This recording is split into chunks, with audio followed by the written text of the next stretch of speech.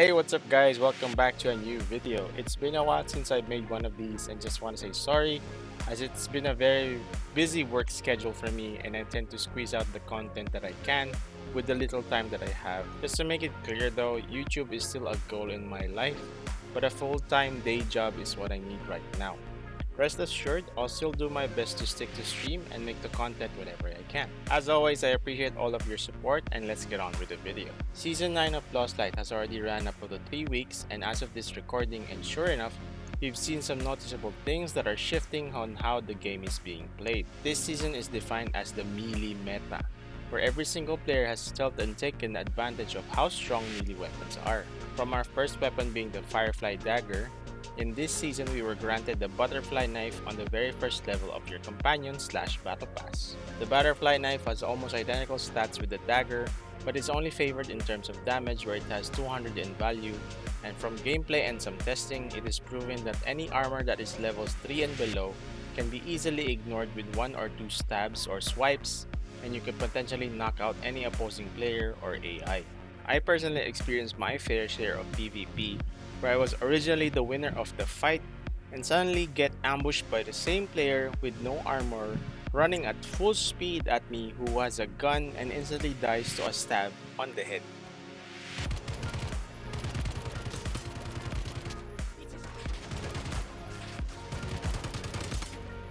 Oh, what the fuck? What the fuck? I couldn't see him, bro. Clearly, this is very overpowered, and it gives any player a low-risk comeback mechanic in getting your footing back into the current game, and this is easily a feature that anyone can see as a golden opportunity and take advantage of it, given how strong it is and how much it affects your PvP gameplay. So it's safe to say that we established this as overpowered, but is it safe to say that it is broken? For me, it's not, and hear me out. Even though they would not admit it, it's quite obvious that Lost Light takes inspiration from Escape from Tarkov. We cannot deny that the extraction shooter genre became popular because of EFT, and so many other games have taken the same step and came up with their own identity. Lost Light is one of those games, and knowing how shameless Chinese game development can be, they took the likeness of EFT and made it into their own arcade style of an extraction shooter. You can easily tell how different Lost Light is with its overall look and feel as it was originally made for mobile. Yet, it still gained so much attention and a solid player base because of EFT's likeness and that it's also playable on your phone. Going back to EFT, they have their own versions of melee weapons. They have a knife, a scythe, an axe, an ice pick to name a few, where they can be effective in certain situations. The keyword is effective, meaning it has the potential to kill someone, but still stays within the realism of having to hit someone repeatedly to land a killing blow, keeping it within the confines of how a real melee weapon would function. But this is not real.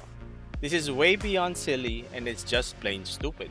This clearly shows how the developers do not care about this game as much as you want to think that they do. This is simply them adding another weapon to the game without thought or proper testing, resulting in a broken and abused meta. And the cherry on top is that they have also introduced the longsword or the katana in the game. This weapon now has a damage statistic of 300, which can penetrate any tier 5 armor and easily damage a max tier level 6 armor.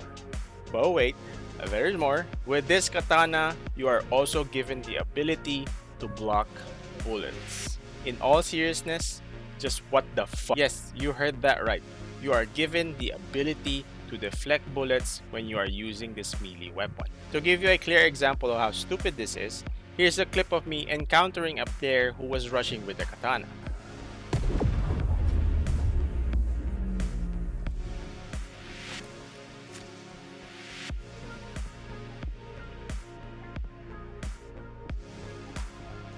Target located. I hit him. What the frick? What? The katana can do that? The fact that it comes off that it's my fault for losing this fight, it's my fault for not carrying a bigger magazine, and it's my fault for not bringing max tier bullets. So I'm the problem here. Me. This is clearly one of the many and quite possibly the stupidest additions to the game. I hate that they added this part of the melee weapon. Given my comparisons earlier of EFT melee weapons having strong offense in exchange of risk, the same would apply to Lost Light melee weapons, but yet here are the developers again trying to be different. As of this recording, most people will catch up on this trend and learn that this is a broken meta. So if you're climbing towards officer ranks to general ranks, proceed with caution, as you will definitely run into one of these fuckers wearing tier 5 to tier 6 armor rushing with a katana.